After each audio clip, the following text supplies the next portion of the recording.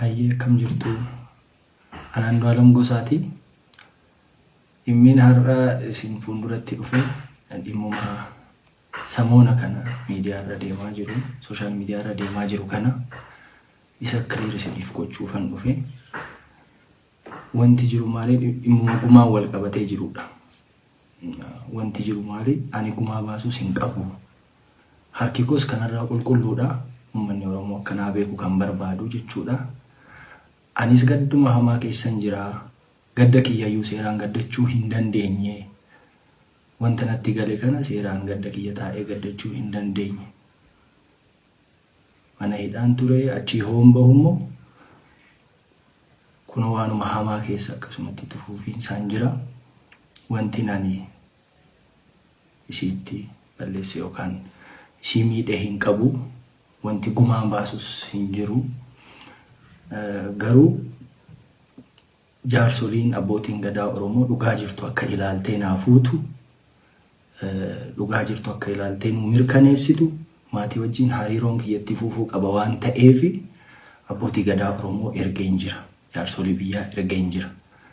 Kan inaan ergee fi akka isaan anaaf yookaan nama kanan biraatiif dubbatan otoo hin taane anis dhugaan qabaa haadha manaa kiyyaan dhabee dhugaa jirtu naa laalaa, dhugaa jirtu nuu ilaalaa jedhee tanan jaarsolii Oromoo abbaa gadaa Oromoo erge.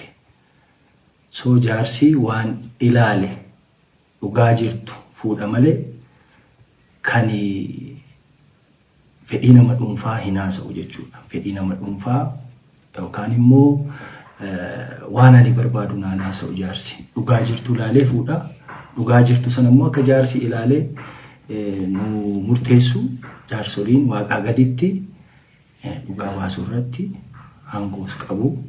Rabbis kan jaallatu. Dhugaan immoo ilmoo waaqaati. Ani kanumaafan jaarsa erge. Gaanaaf qannooni hariiroo jaalalaa baay'ee gaarii qabna turre. Garuu dipireeshinii ni qabdi turte qannoon. Dipireeshiniin isiin qabdu tarii mana keessa oolurraa maddaa'ee jedhee waan yaadee fi hojii CRBTs, hojii entertainmentis banee tanan itti kenni akka waliin hojjennuuf jechuudha. Ergasii ni dhaabbata jedhee yaadeen ture. Garuu itti fuufinsaan irra deddeebii yaalii of ajjechaa hagootu kan itti fuufinsaan erga waan sana godhee itti kennee booddeellee itti fuuftee jechuudha. Erga itti fuuftee booddee wanti kun humna kootii olii jedhee waan yaadee fi akka rakkinni tokko mudateen abbaatti bilbilsiisee jechuudha. Abbaatti bilbilsiisee samoona kana miidiyaa irra deemaa jiru, sooshaal miidiyaa irra deemaa jiru kana isa kiliir isiniif gochuufan dhufe. Wanti jiru maali? Dhimmuma gumaa wal qabatee jirudha. Wanti jiru maali? Ani gumaa baasuus hin qabu. Harki koos kanarraa qulqulluudha. Uummanni Oromoo akkanaa beeku kan barbaadu jechuudha. Anis gadduma hamaa keessan jira. Gadda kiyyayyuu seeraan gaddachuu hin dandeenye. Wanta natti gale kana seeraan gadda kiyya taa'ee gaddachuu hin dandeenye.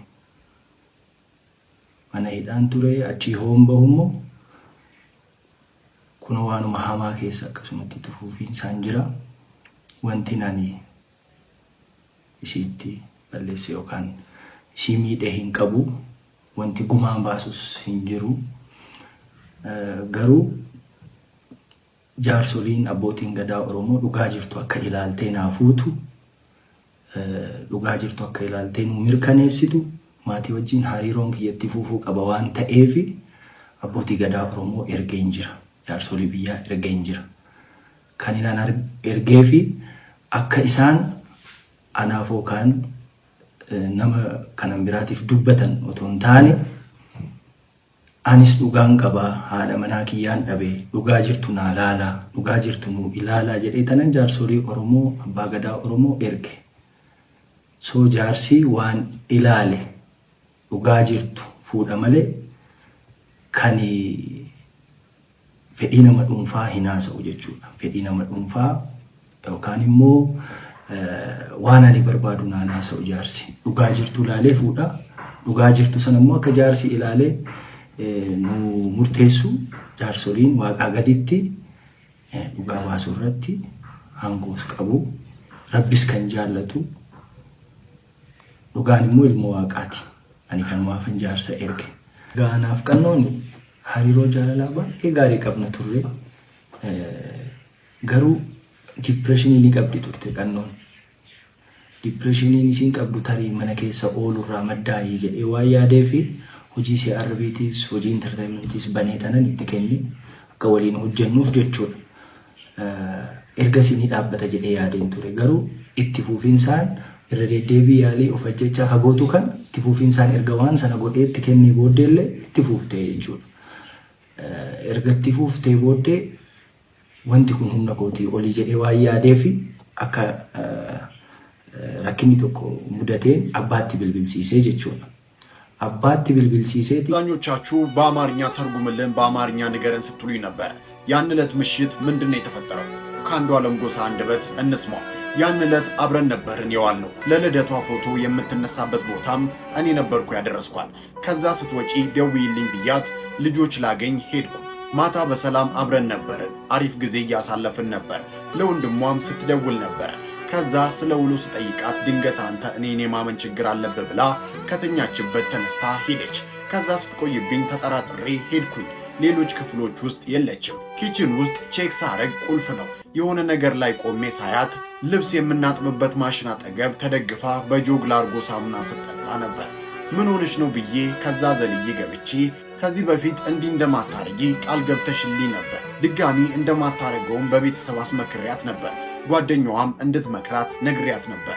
ግን የገባችልኝ ቃል ስላልጠበቀችልኝ እኔም ሰው ነኝ፣ እንደዚህ አይነት ህይወት መኖር አልችልም። በተደጋጋሚ እንደዚህ አይነት ነገሮች እያረግሽ ስለሆነ እንደዚህ አይነት ኑሮ መኖሩን አልችልም።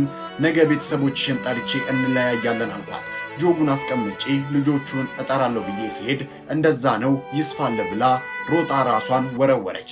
ልደርስባት አልቻልኩም። መጮ ብቻ ነው የቻልኩት። ጮኩ፣ ልጆቹ ተነሱ። የተፈጠረው ነገር ይህ ነው ሲል አንዷለም ጎሳ ዛሬ ወደ ሚዲያ ወጥቶ